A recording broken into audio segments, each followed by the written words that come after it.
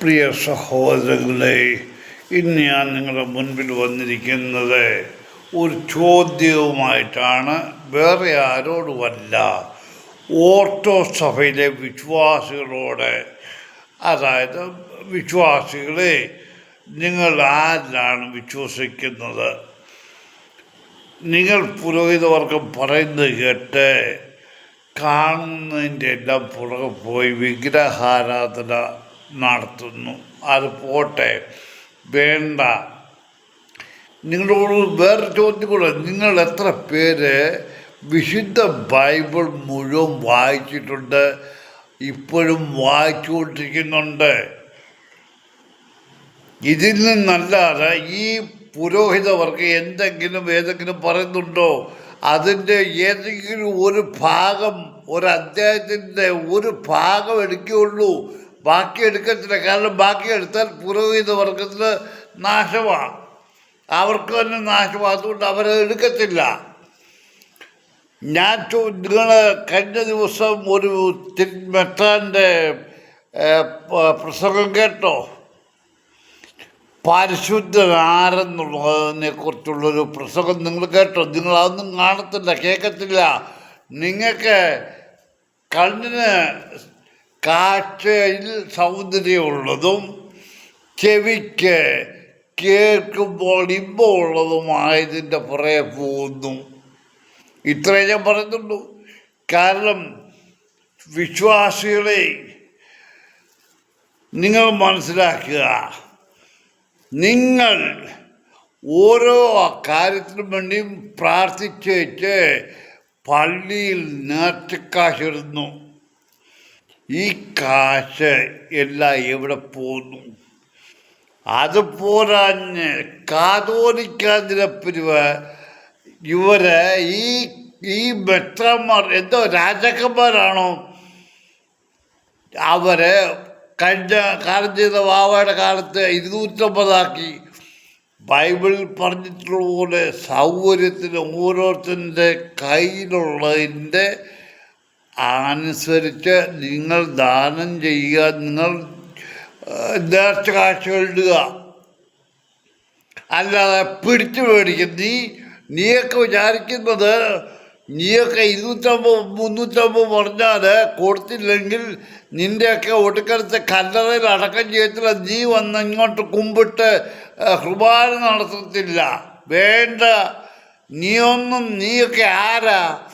ഞാൻ ചോദിച്ചോട്ടെ, ഇന്ന് ഏത് ദേവാലയത്തിലാണ് ദൈവം വസിക്കുന്നത്? ഏതെങ്കിലും ദേവാലയത്തിൽ ദൈവം വസിക്കുന്നുണ്ടോ? അടിയും പിടിയും കൊല്ലും കുറയും നടത്തിയേച്ച് വരുന്ന പുരോഹിതവർഗം, വ്യഭിചാരവും ചെയ്തേച്ച് വരുന്ന പുരോഹിതവർഗം ഒന്ന് ദേഹശുദ്ധി വരുത്തിയേച്ച് കുർബാന ചൊല്ലാൻ കയറിയാൽ, മദ്ബഹായിൽ കയറിയാൽ അവിടെ ദൈവം ഉണ്ടായിരിക്കുമോ? ദൈവത്തിന് എങ്ങനെയുള്ള സ്ഥലമാണ് ദൈവം ആഗ്രഹിക്കുന്നത് വസിക്കാൻ? പറഞ്ഞുതരാം.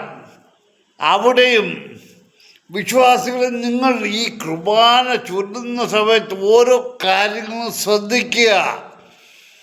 ആ പുരോഹിതൻ, അതിൻ്റെ മെത്രാൻ കുർബാന ചൊല്ലുന്ന സമയത്ത് അവിടെ ദൈവം പരിശുദ്ധ മദ്ബഹായിലുണ്ടെന്നറിയാമെങ്കിലും അവരത് മറച്ചു വെച്ച് മേലിൽ നിന്നും പരിശുദ്ധ റൂഹ ഇറങ്ങി വന്ന് ഈ അപ്പത്തെ മീനിനെയും വിശുദ്ധീകരിക്കട്ടെ എന്ന് പറയുന്നു.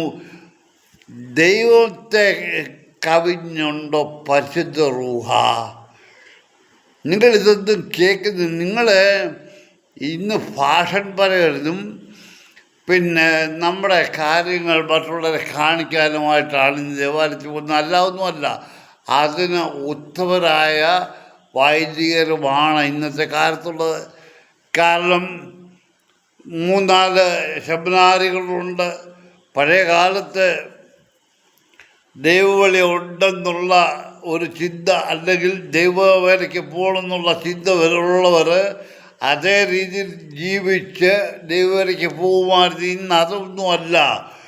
ഇന്ന് സ്കൂളിലും കോളേജിലും രാഷ്ട്രീയ പാർട്ടികളെ കണ്ട് അവരുടെ കൂടെ പ്രവർത്തിച്ചിട്ടുള്ളവരാണ് ഇന്നത്തെ 99% പുരോഹിതന്മാർ അവർ മൂത്താണല്ലോ മെത്രാനാകുന്നത്. അതാണ് നിലയ്ക്കൽ പള്ളിയിൽ ആ ദരിദ്രം പിടിച്ച മെത്രാന് ചീത്ത വിളിക്കേണ്ടി വന്നത്. ഇന്ന് എത്ര മെത്രാന്മാരുണ്ട് വിശുദ്ധിയോടുകൂടി ജീവിക്കുന്നത്? നിങ്ങൾ കടുക്കാവെള്ളം കുടിക്കും കുളം പിടിക്കാത്തവന്മാരെ. നിങ്ങളെ സുഖമായിട്ട് കിട്ടുന്നുണ്ട് വൈന്, അതടിച്ച് വെച്ചാൽ നിങ്ങൾക്ക് തോന്നിയ ജീവിതം ജീവിക്കുക. ഇന്ന് ഓട്ടോ സഭയിൽ ആടുകൾ കുറവ്, ഇടയന്മാർ കൂടുതൽ. കാരണം എല്ലാ വർഷവും കാർ ഫാക്ടറിയിൽ നിന്ന് ഡിഫറൻറ്റ് മോഡൽ കാർ അടിച്ചിറക്കുന്ന പോലെ 3-4 സെമിനാരികൾ ഉള്ളതിൽ നിന്ന് കുറേ കാളകളെ അടിച്ചിറക്കും ഇങ്ങോട്ട്. അവരവർ തോന്നുന്നത് ചെയ്യും. ഏതെങ്കിലും ഭദ്രാശ്രമത്തിന് ഒരു പുരോഹിതനോട് ഏതെങ്കിലും ഒരു കാര്യം ചോദിക്കാമോ, നീ എന്തുകൊണ്ടാണ് ചെയ്തു എന്ന്? ഇല്ല, സാധിക്കത്തില്ല. ഇന്ന് ഓട്ടോ സഭ എന്ന് പറഞ്ഞ വിഗ്രഹാരാധന, പിന്നെ അതായത് ആടുകളുടെ കൂട്ടിൽ മുൻവാതിൽ കൂടെ കയറുന്നവരാണ് ഇടയന്മാർ, ഇവർ പുറകിൽ കൂടെ കയറുന്നവരാണ്. നിങ്ങൾ ഒന്നുകൂടെ ഓർക്കുക, ബൈബിളിൽ തന്നെ ഈ പുരോഹിത വർഗത്തെക്കുറിച്ച് ഏതെങ്കിലും ഒരു നല്ല വാക്ക് വന്നിട്ടുണ്ടോ? ഈവൻ ദൈവം ലോകത്തിൽ വന്നിട്ട് ഈ പുരോഹിത വർഗത്തെ ഏതെങ്കിലും ഒരു മനുഷ്യരോട് ഏതെങ്കിലും പറഞ്ഞിട്ടുണ്ടോ? ഏതെങ്കിലും ഒരു പുരോഹിതൻ ദൈവത്തിൻ്റെ കൂടെ ഉണ്ടായിരുന്നോ? ഇന്ന് നിങ്ങൾ ഒരു മനുഷ്യൻ മരിച്ചാൽ 3-4 പ്രാർത്ഥന മറ്റേത് നടത്തി അവിടെ കൂടി മൂറൊഴിക്കുമ്പോൾ പറയും, വഴി യാത്രയിൽ ശത്രു ദുഷ്ട ജന്തുക്കളിൽ നിന്നുള്ള ആക്രമണത്തിൽ നിന്ന് രക്ഷപ്പെടാനാണ് മൂറൻ. എവിടെ? ജീവനറ്റ് കിടക്കുന്ന ശരീരം പള്ളിയിൽ നിന്ന് കല്ലറയിലോട്ട് മാത്രമേ വന്നുള്ളൂ. ആത്മാവ് പോയി. നിൻ്റെയൊക്കെ ഈ കളിപ്പീര് ആരുടെ അടുത്താ മക്കളെ? നീയൊക്കെ എത്ര നാൾ നീ ഇങ്ങനെ കളിപ്പിച്ച് ജീവിക്കും? തീരാറായി മക്കളെ, നീ ഒന്നും ഇനി ഇരിക്കണ്ട.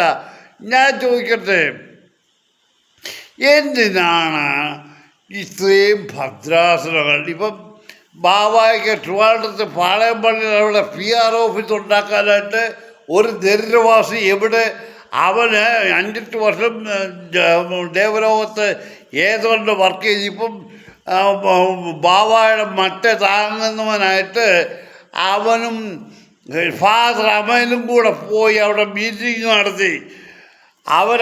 പാളയംപള്ളിയിലെ അവരാവശ്യപ്പെട്ട് അവിടുത്തെ 2 പുരോഹിതന്മാർക്ക് താമസിക്കാനുള്ള സൗകര്യം അവിടെ കൊടുക്കണം, നിങ്ങൾ കെട്ടിടം പണിതാൻ.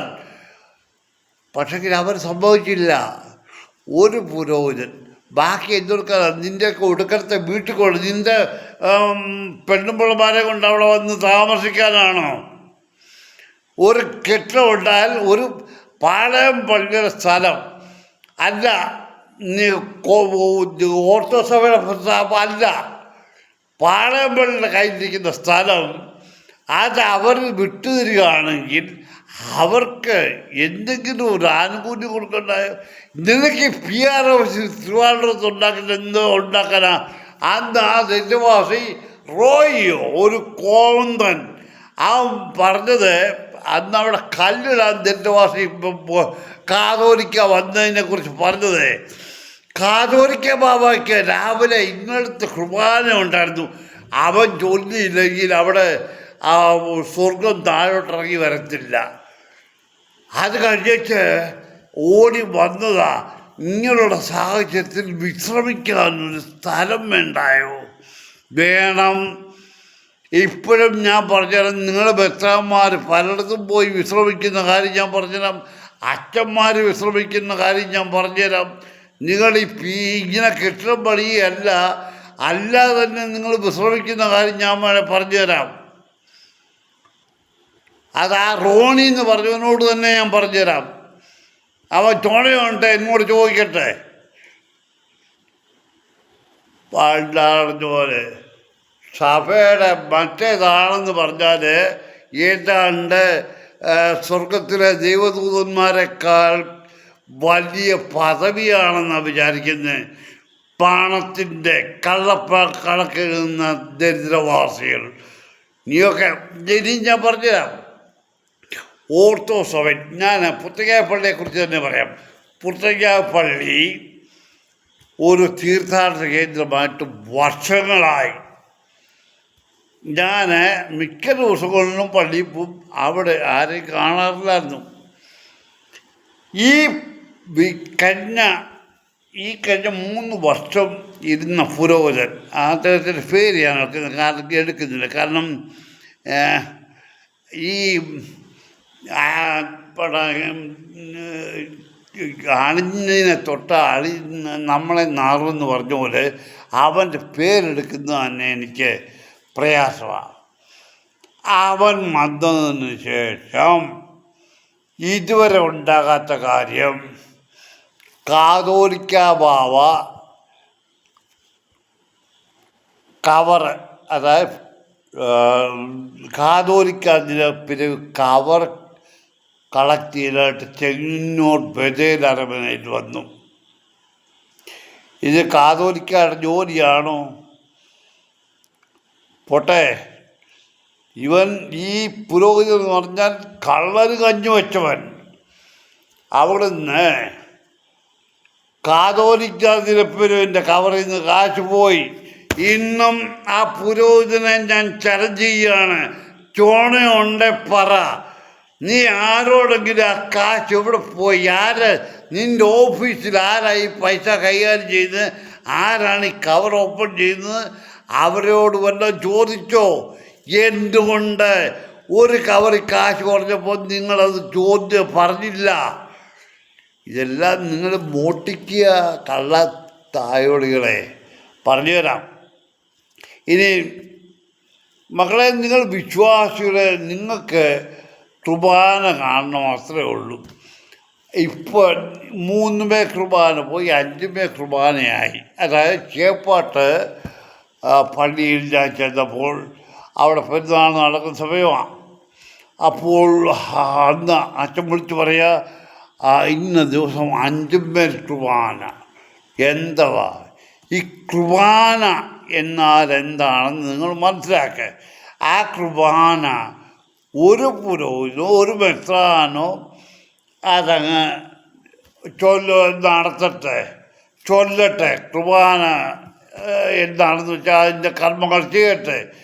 ഈ 5 പേരോ 3 പേരോ, ഈ 3 പേര് പൊട്ടന്മാർ മറ്റുള്ളവരുടെ മുന്നേക്ക് മൂക്ക് ചൊറിഞ്ഞ് കാണിക്കുന്ന പോലെ അവിടെ നിൽക്കേണ്ട ആവശ്യം എന്തുവാ? അവരാ നിൽക്കുന്നതിന് കാശ് കൊടുക്കണ്ട. ഇതെല്ലാം വീതം വെപ്പ എന്ന് മനസ്സിലാക്കണം. പെരുന്നാളിൻ്റെ സമയത്ത് പള്ളിയിൽ കാശ് ആവശ്യത്തിന് വീഴും. അതെല്ലാം വീതം വെക്കുക. ഈ 5 അച്ഛന്മാരും ആ പള്ളിയിലെ വികാരിമാരോ ആരും ആരിച്ചിട്ടില്ല. മറ്റുള്ള ഇടവകളിലെ വികാരിമാർ അച്ഛന്മാരാ. അവർ വന്നാൽ അവർക്ക് ഇഷ്ടമുള്ള കൈമടക്ക് കൊടുത്തു വിടും അവർ. അല്ലാതെ 5 കുർബാന എന്താ? നിങ്ങൾ വിശ്വാസികൾ പറയണം, എന്തുവാ ഈ 5 കുർബാനയുടെ പ്രത്യേകത? എന്തുവാ അവിടെ? എന്തുവാ നിങ്ങൾക്ക് സാധിക്കുന്നത്? അല്ല, പുരോഹിതവർഗം പറയട്ടെ. കാതോലിക്ക കള്ളൻ കൊലപാതക കേസിലെ 1ാമത്തെ പ്രതി കാതോലിക്ക തൃതീയൻ അവൻ പറയട്ടെ, ഈ 5 പേരും 3 കുർബാന എന്തുവാ? നിങ്ങൾ വിശ്വാസികളെ, നിങ്ങൾ ഒന്ന് ചിന്തിക്കുക. നിങ്ങളുടെ നേർച്ചക്കാശ് ഈ പുരോഹിതവർഗം വീതിച്ചെടുക്കുക. പുത്രക്കായപ്പള്ളി തന്നെ 2 പുരോഹിതന്മാരുണ്ട്, വികാരി അശ്വൻ വികാരിയുണ്ട്. എന്നാലും ചില ദിവസങ്ങളിൽ വേറെ പുരോഹിതന്മാരെ കൊണ്ടുവരും. എന്തിനാ? അവരെ ഫ്രീ ആയിട്ടാണോ? ഞാൻ ചോദിച്ചാ, ഈ ഭദ്രാസനം മൂക്കിനും മൂലയ്ക്കും എല്ലാം വെച്ചിട്ടുണ്ട്. ഓരോ കുടുംബികളെ അവിടെ എത്തിയിട്ടുണ്ടല്ലോ. അവർ അവരെ തന്നെ ഏതെങ്കിലും വിശേഷ ദിവസത്തിൽ ഈ ഭദ്രാസനത്തിൽ തന്നെ ഏതെങ്കിലും ദേവാലയത്തിൽ ഒരു കുർബാന അർപ്പിക്കാൻ വിളിച്ചാൽ അവൻ വരുമോ? വരണമെങ്കിൽ അവൻ്റെ കിട്ടാനുള്ള കാശ് ഇത്ര പറയും. അത് കൊടുത്തില്ലെങ്കിൽ, കൊടുക്കാവുന്നെങ്കിൽ ചെയ്തില്ലെങ്കിൽ അവൻ വരത്തില്ല. അതാ ഈ ഓഫീസിലിരിക്കുന്ന ട്രസ്റ്റിയും സെക്രട്ടറിയും ക്ലർക്കും പുരോഹിതന്മാരും കള്ളന്മാരും ഇവരാരും ഇത് പുറത്ത് പറയത്തില്ല. കാശ് കൊടുക്കുന്നുള്ളത്. കാശ് കൊടുത്തിട്ട് എന്തിനാണ് നീ കുർബാന ചൊല്ലുന്നത്?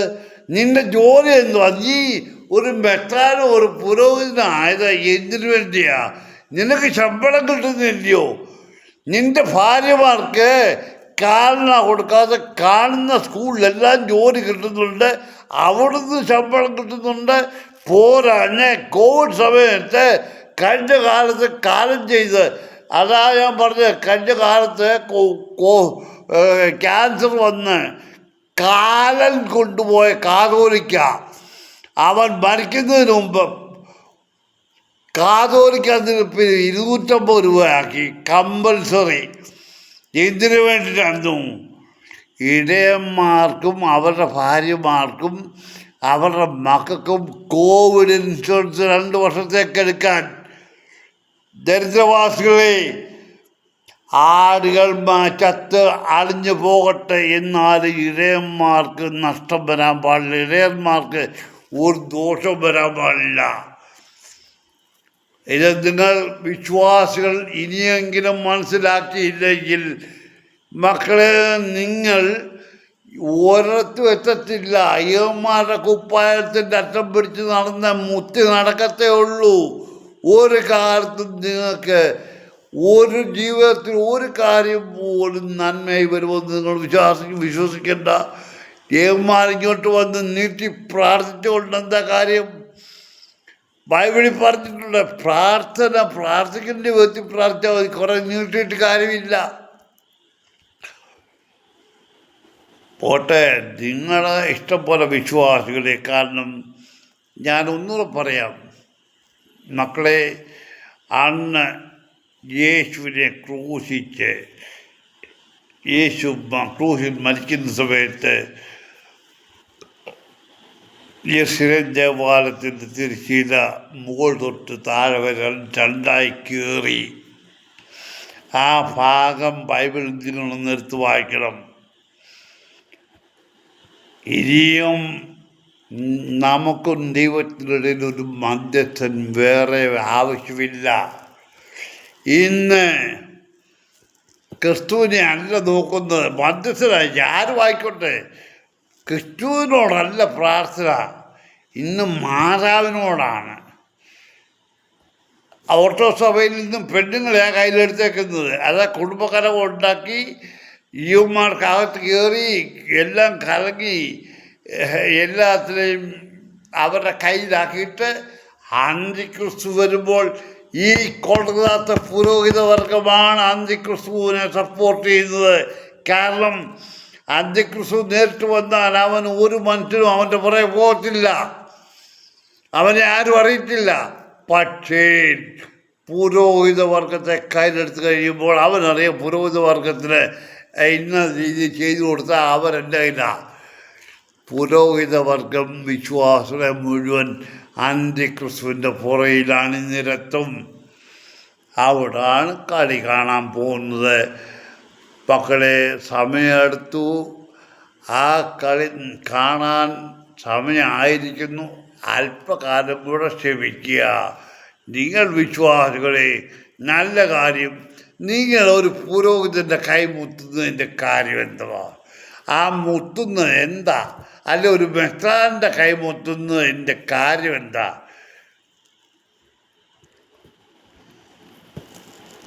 ഒന്ന് പറയാമോ?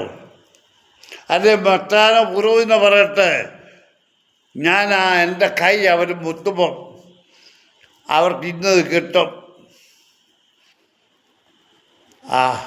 എല്ലാവരും പറയും. മക്കളെ, ഓർത്തഡോക്സ് സഭ പരിശുദ്ധ സഭ തോമാശ്രീ 1950 വർഷത്തിന് മുമ്പ് സ്ഥാപിച്ച സഭയാണ്. ഇപ്പോഴും നിങ്ങൾ അത് തന്നെ വിശ്വസിച്ച് ഓർത്തഡോക്സ് സഭ മാത്രമേ ഉള്ളൂ തോമാശ്രീയെ സ്ഥാപിച്ചത്. ആ കൂട്ടത്തിൽ സെറാഫീമിന് കൊടുത്തു കുംഭസാരവും പാപമോചനവും. അപ്പോസ്തലന്മാർ കൈമാറിക്കൊടുത്തു. അവൻ അതും വിളമ്പിക്കൊണ്ട് നടക്കുക. ഇതൊക്കെ നിങ്ങൾ കണ്ടും കേട്ടും ഇരുന്നാൽ പോരാ, മനസ്സിലാക്കണം. ചോദ്യമുണ്ടെങ്കിൽ സെറാഫീമിനോട് ചോദിച്ചേ. ഞാൻ പല വീഡിയോയിലും ചോദിച്ചു, ഏത് കാലത്ത് ഏത് അപ്പോസ്തലനിൽ നിന്ന് നിങ്ങൾക്ക് കൈമാറി കെട്ടിയതാണ് ഈ കുംഭസാരവും പാപമോചനവും? അത് മാത്രമുള്ളൂ ദൈവം അപ്പോസ്തലന്മാർക്ക് കൊടുത്ത അധികാരം. രോഗികളെ സൗഖ്യമാക്കുക, മരിച്ചവരെ ഓർപ്പിക്കുക, പാപമോക്ഷം കൊടുക്കുക. ഇതാകുമ്പോൾ ഒരു കുഴപ്പവുമില്ല. കുംഭസാരം പാപവും പിന്നെ ചിലവുമില്ല, പിന്നെ ചോദ്യം പറച്ചിലും വരത്തില്ല. അതുകൊണ്ട് അത് മാത്രമേ ഞങ്ങൾക്ക് അപ്പോസ്തലന്മാർ തന്നു എന്നുള്ളൂ പറയുന്നു. എന്തുകൊണ്ട് നിനക്ക് ഒരു രോഗിയെ സൗഖ്യമാക്കാനൊക്കെ നിനക്ക് വിശ്വാസമുണ്ടോ ദൈവത്തിൽ? ദൈവം പറഞ്ഞത്, ബൈബിളിൽ പറഞ്ഞത്, കടുകുമഞ്ഞോളം വിശ്വാസം നിനക്കുണ്ടെങ്കിൽ ഈ മലയോട് പോയി കടലിൽ വീഴുക എന്ന് പറഞ്ഞാൽ വീഴുമെന്ന് പറഞ്ഞു. പക്ഷേ ഇതൊക്കെ കുംഭസാരവും പാപമോചനവും അതിൻ്റെ ഉദ്ദേശമൊക്കെ എനിക്കറിയാം. നിങ്ങളാരും അങ്ങ് പുറകോട്ടൊന്നും നിൽക്കുന്നവരല്ല.